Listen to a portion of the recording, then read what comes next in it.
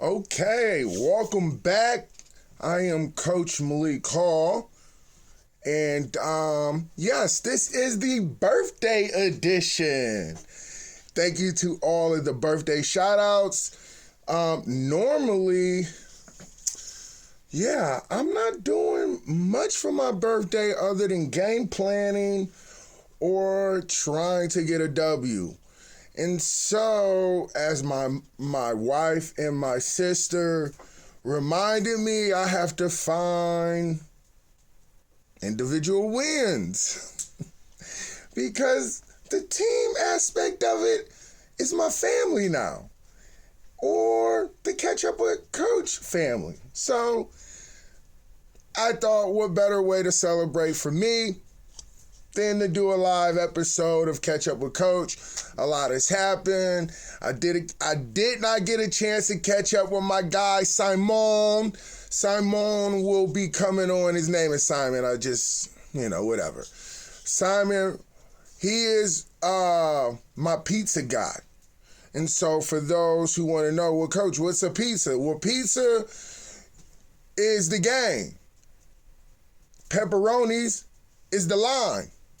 And so as we talk lines, which I'm not big on, I'm not a better. I've been a college coach for 22 years. NCAA says don't bet on it. So I didn't bet on it, but now we're on a show, and so we have to talk odds, lines. And so I brought one of my special guys in who used to play for me. When he used to play for me, don't matter. That's irrelevant. And he's going to talk to you guys about whether or not to take the points, go with the pepperonis, or leave the pepperonis alone. So, for example, shout out to my man Frankie Fat Fingers. He used to tell me how to do this betting thing all the time. And I'm like, bro, NCAA says don't bet on it. So I don't need to learn. But, as the world gets smaller and betting becomes more and more popular with fantasy football and all of the things. So, for example, we'll go in, we talk with Michigan sports first. Yes, Michigan, the Big Ten. We're going to open up with college football. The Big Ten top 25. Michigan has Iowa. I want you to know that this should be a W for Michigan. But I also want you to know that Iowa is what I would like to call a trap game. For a few reasons. Iowa's going to run the ball. Iowa's going to play great defense. And Michigan's going to run the ball. And Michigan wants to play great defense. I still think Michigan is trying to find their identity at the quarterback spot. I love McCarthy. I think if they get some QB runs in with him, I think we're going to do even better. But, hey, Coach Harbaugh got it under control. But, again, that's a trap game because Iowa is Iowa. That's why. And I want you to know it's in Iowa City. Listen, I took a visit to Iowa. I almost ended up going to Iowa, if you can believe that or not. I don't know how Coach Hall ends up in these northern atmospheres. I couldn't tell you, but Iowa City is rocking. Okay? It's going to be rocking at 12 noon. So what does that tell me? They will be partying. They will be partying up until that game. So I don't expect any students to sleep I don't expect students to sleep tonight. Right? They're going to party and get ready to go to the game, and they're going to be live and hungover and maybe a little vomity. Maybe. I don't know what the college kids do to keep it going these days. But that game, I say trap game, but the Wolverines have to show up. And I think they will. To be honest, I think the Wolverines will show up. All right. But, again, the pepperonis on that, Michigan's giving 10.5. That's a lot. That's a lot. I know why they're giving 10.5, because it's Michigan. They're number 4 in the country. Some have them at number 3. Yada, yada, yada, yada, yada, yada. The over-under 42. That's a lot. I don't see this game. I see this game being 17, 13, 21, 21, 12. Look, again, Michigan, go get it. All right, next. The game, and shout out to the Mannix brothers. Check us out on the Big Jab. We'll be on Mondays at 1 o'clock. This game was the game I spoke to on the air on the Big Jab, the Mannix brothers. Kentucky, Ole Miss. Kentucky, Coach Stoops, Ole Miss, Juicy Kiffin over there. Like, this is the game to watch. This is the game that I'm saying, okay, who else is real in the SEC outside of Alabama and Georgia? Tennessee, maybe? Kentucky? Ole Miss. Now, do not let rankings fool you right now. Rankings mean little to nothing right now. Very little. What matters today is that the SEC is going to be either 2, definitely 2, but they're either going to be 2 to 3, maybe 4 teams in the playoffs. And so, Georgia's got a slot, Alabama's got a slot. Unless some type of strange event, like Stranger Things has to happen for Alabama and Georgia not to be in the dance. We've seen it before, but I don't think this is the year. One of them are going to lose, and one is going to be undefeated. But this should be 2 other teams in the SEC who are competing for a playoff spot, okay?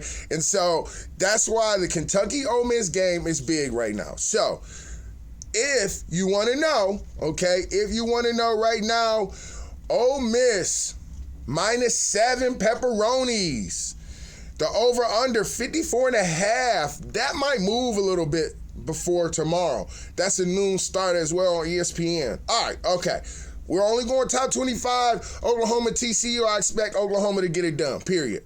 Okay, Purdue, Minnesota.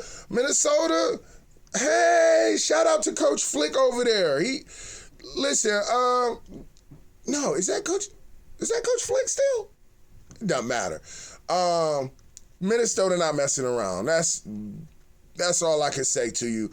And so in that, I can see Minnesota getting after Purdue. Purdue's down right now. I shouldn't say down, but Minnesota should take care of business. It's at Minnesota. All right, moving on. Kansas State, they upset Oklahoma. I know I said Oklahoma's going to get it done. They got TCU. They should get it done. However, is Kansas State for real this year? That Martinez cat, I'm telling you, he went for a total of 300 and some change. I think he did 2+ in the air and 100+ on the ground. Watch it. Is Kansas State real this year? I don't know. It's too early to tell. The Big 12 is so... the Big 12, I like to think of it as like, okay, you have about 6 teams the Big 12 is a blue blood conference, but they have not shown up since the old Oklahoma days and the Coach Snyder Kansas State days. So, and then Oklahoma had a reoccurrence in the past 4 or 5 years, but nothing crazy. So the Big 12 is the Big 12. The Big 12 and the Big 10 have the same. They're like cousins or brothers. They're like stepbrothers. They are like stepbrothers, right? Because they're bordering the Midwest to the Great West Plains, the Northern West Plains. Like, yes. And both conferences have had their peaks, but they have not been relevant in terms of national success in a long time. And of recent is Michigan and Oklahoma, which, again, alleviate Ohio State because of what they did to the game. And they, again, it's just a handful of teams that you're going to find yourself always talking about in the Big 12 and the Big 10, but it has not done well out of conference in bowl play, period. And so Kansas State got their win against Oklahoma. I know that was a lot just to finalize this Oklahoma-Texas Tech game. Kansas State, Texas Tech. Kansas State should get it done, ranked at the bottom of the top 25, but that Martinez cat is something to watch. All right, let's keep it moving. Roll Tide over the Razorbacks. I want the Razorbacks to be serious, but let's be honest, people. Alabama, and keep in mind the Razorbacks push that Aggies, Texas A&M Aggies, they push the Aggies to the limit. You bet your tall corn down south that Alabama is going to be primed and ready and waiting for Arkansas to act like they want to get greasy. Because once they get greasy, Alabama will chop the corn down and fry it. That's just the analogy with the tall corn in the South. Whatever. All right. So Alabama should take care of business this weekend. Okay, Rutgers against Ohio State. Shout out Coach Schiano. Going back to Ohio State, I do not think they're there yet. And I don't think Ohio State is playing around. And so that should be... there's no such thing as easy peasy because there is a long game and... it's a physical game, but they should take care of business against Rutgers. Rutgers is moving up the ladder. Hey, the pepperonis in that is 39.5. So you do what you want to do with that. Okay, I love Penn State for two reasons. Because of my man Joe Paterno. Rest in peace. I wish it didn't go down like it did. And James Franklin, period. And they went down this year and spanked the Auburn Tigers. The Nittany Lion spanked the Auburn Tiger. The Northern Nittany Lion spanked the Southern Alabama Auburn Tiger. So, in that, can Penn State keep going? This is the moment where Penn State, their position great. They're number 11 in the country. They got a down Northwestern, so they should be able to take care of business there. And here's the best part. They haven't peaked yet. Hey, shout out Chaffee Fields. If anyone knows what Chaffee Fields is doing today, please, send me I can't find him nowhere. But Chaffee Fields was a beast at Penn State. And so, for whatever it's worth, that was the last time I remember Penn State being, as a kid, being on the brink. This Penn State team has been on the brink since Coach Franklin has been there. He's gone through several coordinators. All of them have gone on to take head coaching positions. And so... this is that moment where he's positioned right. He's beat Auburn, went down south, so he can win in a tough environment on the road. So this is a game, to me, this is the Penn State, not this game. They should take care of business against Northwestern. I want you to understand that. But this is a Penn State that you might have to watch out for. This is not your uncle or granddad's Penn State. Look, whatever. My granddad loved Penn State, but whatever. He loved Joe Pa, though. So, generational coaches, how about that? That's another talk for another episode. Okay, Wake versus Florida State. Now, I know I got beat up on social talking about what team is good in Florida. And my man, shout out to my man BG, he was like, Coach, Florida State is undefeated.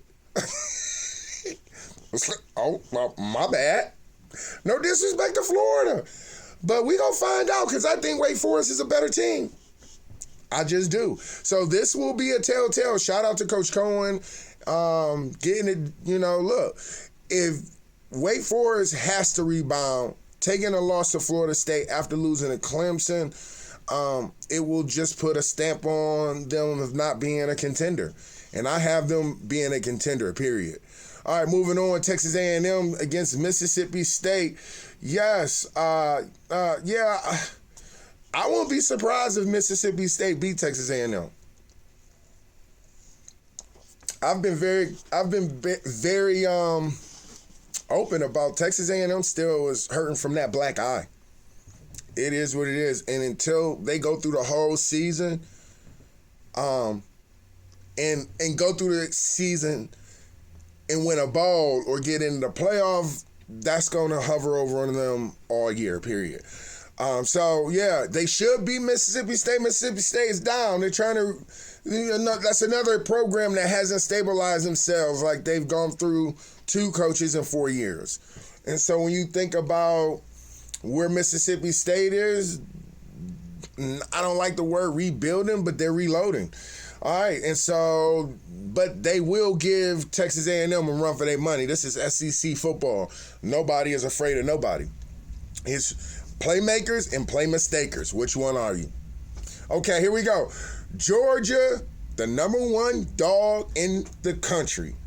Bulldogs. Missouri. Hey, Missouri, I'm not mad at you, baby. I know you bawled your hearts out. I'm not mad at you. And I know that L hurt. But I want you to know, if you keep balling like that, you might go ahead and give Georgia something. You might. I encourage you to. I hope you do. And so if you do, good side. Until then, Georgia, take care of business. All right, here's the one. Clemson, Coach Dabo, NC State. I love NC State. I played down at NC State. Beautiful place to play. The atmosphere is off the chart, but they're not playing at NC State. They're not playing at Wolf Den Stadium. They are playing at Clemson. And when Clemson and that orange run down that hill, I'm so glad no one has ever got hurt running down that steep hill before a game. The atmosphere in that, and they bust up in there, and then they get off that bus and run down that hill, that's when you know the troops have arrived. And when the troops arrive, I wonder, will that wolf manifest itself and come in as a gang and as a wolf pack and get busy on this Clemson Tiger? I don't know. DU, he the man, and he got a whole lot to prove. Clemson guy over there, they don't even know him. What you gonna do with it? We gonna find out. I got Clemson. All right. So we moving along. Pitt over Georgia Tech. USC should not even make it close against Arizona State. And Stanford, I wish they would get with it. But Oregon look like they are on a mission right now, coming in at number 12. So, bang. That is our College Top 25. Catch up with Coach. Thoughts. Let's move on to the FCS. And, if you're immature, you think that's a curse word. No, anyway. So the FCS level is also known as 1AA. I'm going to go through the FCS leagues. I was an FCS coach for much of my career, and I did a short stint as a Division III coach. So I will touch on some D3 today.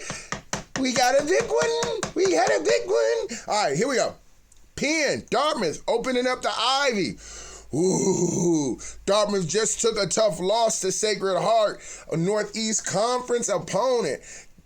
Sleep on the Northeast if you want. That's scholarship football. And some of those guys were teetering to the majors or mid-majors to majors. So they're scholarship players. Dartmouth is coming off a loss. Penn is coming off an in-state win, back-to-back wins. They're 2-0. Dartmouth is 1-1, and they're playing at Dartmouth. Great environment. It's a night game, Friday night under the lights. Last time we were Friday night under the lights, we got with that head. Yes, we did. But let's see if Penn can get it done again. I'm going Penn because, hey, I'm not a Penn man, but I do bleed a little bit of blue and red. So we going Penn at Dartmouth. Okay, let's keep it rolling. All right, now, I about Monmouth probably a few weeks ago. Monmouth is a traditional. They are your traditional team that's come from the lowest level of FCS, now playing at the highest level in FCS, which I consider to be the CAA. And so Monmouth being 2-2, they have Lehigh. That's a 30, 45-minute bus ride over the bridge to PA from New Jersey. Again, Lehigh's coming off another loss in the Ivy. I know they opened up, or Penn's opener was against them. Penn got it done. Monmouth being 2-2, but being in the CAA, they need to get this done in convincingly fashion. Though the Patriot League is scholarship as well, but the CAA is one of the toughest and competitive 1AA FCS conferences in the country. Point blank, touchdown. Okay, so now as we keep rolling, we got a Central Connecticut State, which I'm a coach alum of, against St. Francis, PA. Listen, Central is down, but Central was playing a lot of up games, okay? Yes, they did lose. They did lose their open conference game. And they lost it to the shoe. Sacred Heart University, that is. But it's a tight race and it's a long season, so I'm going Central Connecticut over St. Francis, and here's what I can tell you. They're going to St. Francis, PA, which is in the middle of nowhere. You lose in the middle of nowhere. Trying to come back to civilization is almost pointless. I'm just telling you, because it takes you forever to get back. And by the time you get back, you should have been clear on everything you've done wrong. You should have thrown your own flag. You should have healed yourself, comforted yourself, because that's a long bus ride home. So I hope that you can take that bus ride home victorious. I'm going Central Connecticut State over St. Francis. Okay, we have the Ivy League of the HBCUs, Howard University, going up against the real Ivy League of white culture, I guess. Is that okay to say? Well, it was founded by white people, so that's true, but Howard was probably founded by white people too. Hey, listen, I don't know any of this. It's not empirical data or facts, so let me move on. I'm going Howard over Yale. Hey, though they are playing at Yale, and New Haven may look a little bit like Maryland, or is Howard? No, Howard is in Bmore, right? Or Atlanta. It doesn't matter. I'm going Howard. All right, shout out to Marist College up in Poughkeepsie, New York. Yes, the Poughkeepsie Killer.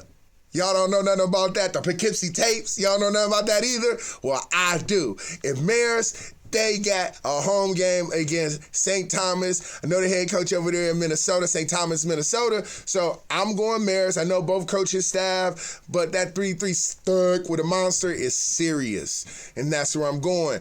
All right. Another big one. Princeton, Columbia. Both of them undefeated. Ivy opener. Yes, these are the two teams that have been picked to win the Ivy. The Ivy can end weird based on who wins, who loses. Okay? But you got Coach Baggs over there. Columbia has been a doormat of the Ivy League for years. And they haven't quite got it right up until about 5 years ago. And when I tell you got it right, they are in a conversation at the tail end every year. And you're talking 10 quick games. 8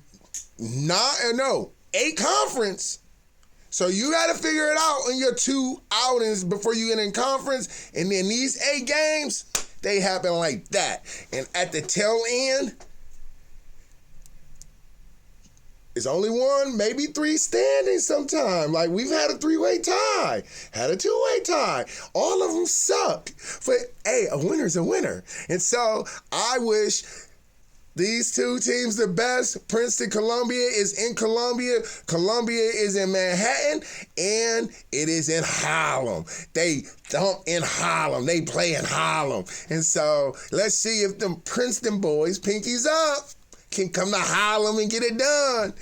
I'm going Columbia. All right, we got Cornell, Colgate. Colgate took a tough loss to UPenn, but rebounded and getting a W a week ago. They have Cornell being 1-1, and they're playing it in the cold tundra of New York. Both teams are in New York. One is in the Bing, and the other is in Hamilton. They actually border each other. I think they're both in Hamilton to some degree. Well, I shouldn't say that. I think Cornell is in the cold part of New York. I'm going Colgate. All right, we got Holy Cross over Harvard. We going with the H's, and this is Coach Hall. And I want to tell you, Holy Cross is 4-0. And the last time I remember Holy Cross battling with Harvard, Holy Cross got a W. Yeah, they did. Check that. At least 2 years ago, maybe 3 years ago. Last time I knew the staff at Holy Cross, we talked. I had nothing to do with their win. And everything I said to them, I'll say to you. If you can get Harvard in 4 quarters, you got a shot. If you can't get them in 4 quarters, they done iced you before the second quarter's over, and they getting their young pups some spin. And so I imagine Holy Cross is pretty familiar. This is the Battle of Massachusetts, FCS level. Patriot League versus the Ivy. All right, and then we got Sacred Heart. You know, I am doing shout-outs to individual players on my social handles. More importantly, because, look, I see you out there grinding. I see you out there making a difference on your squad. And so if you're making a difference, I'm going to share whatever your program sends out about you. I will tag you.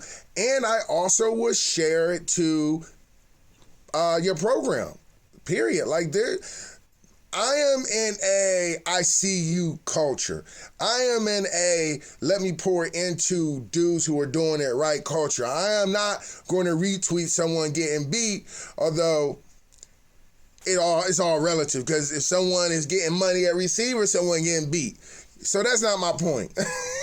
My point is Sacred Heart's on fire, and I think they should go on and get after Norfolk. It is in Fairfield, Connecticut. Another team, the school is in Fairfield. They play in Bridgeport. Bridgeport's the hood. Fairfield is luxury hood. Yeah, whatever. However, I don't know. Yeah, I thought something clever would happen. It didn't happen. All right, moving on.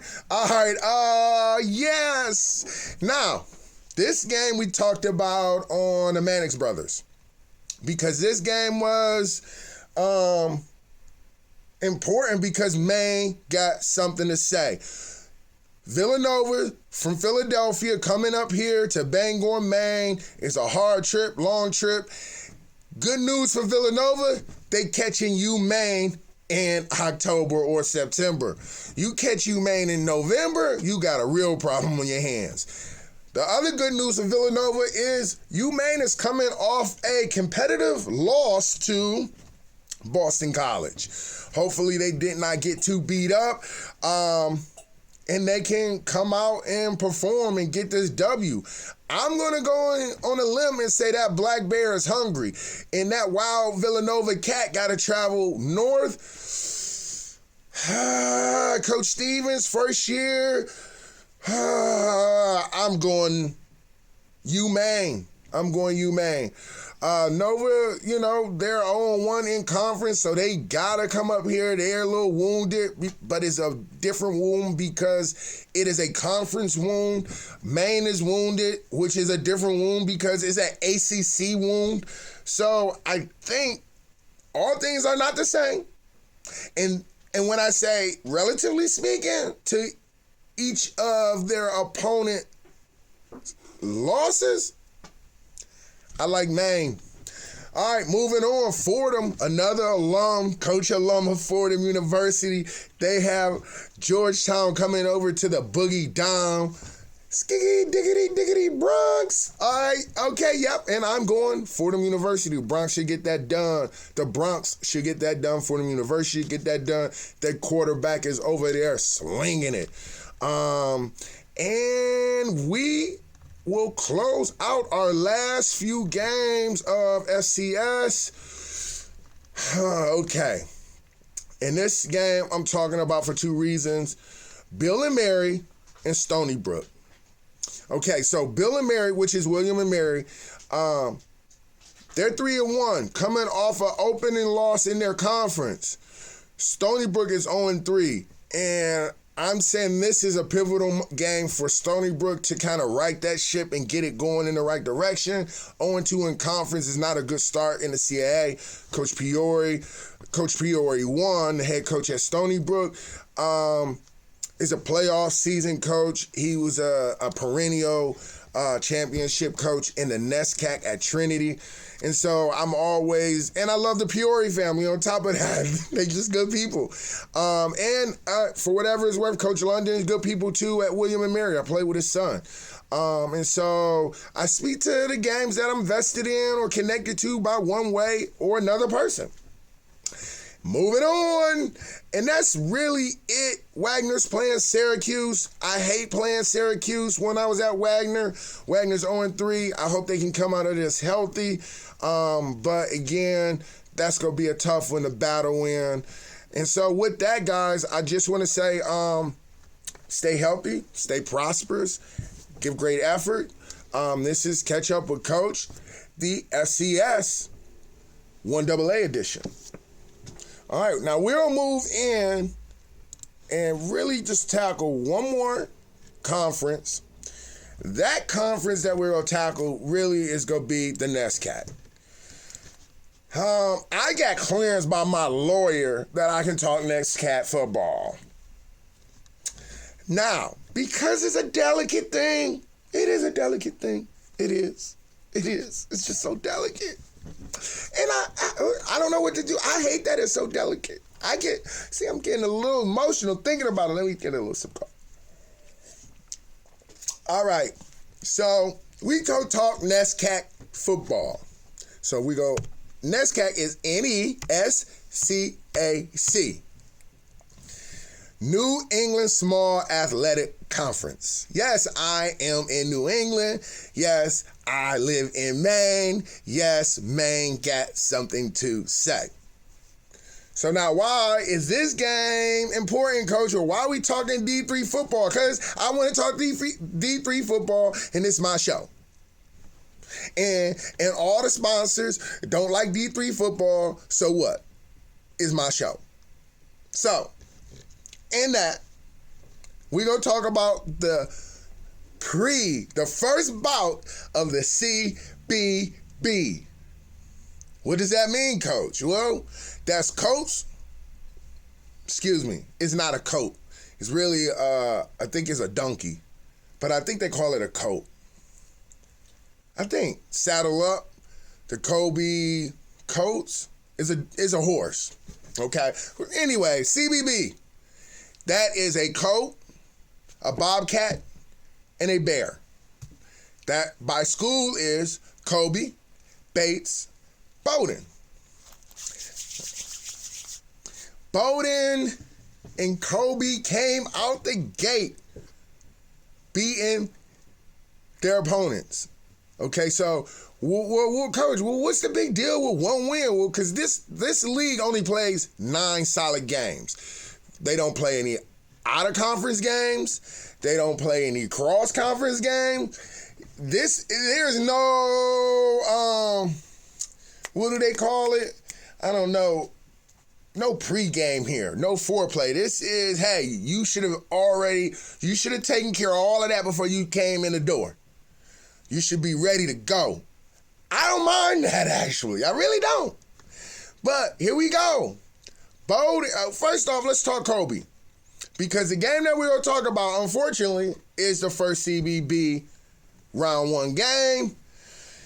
And unfortunately, Kobe is 1-1. And my fair Bobcats are 0-2. All right.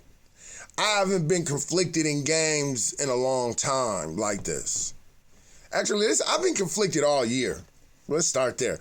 But I haven't been conflicted in games for a full course of a year because after I play this game or I emotionally get over the game plan or this kid I recruited or this coach that I played with or coached with, I I gotta win. My career, my livelihood is based on me being able to get over whatever emotional hurdle is going on in the process before or during the preparation of our game.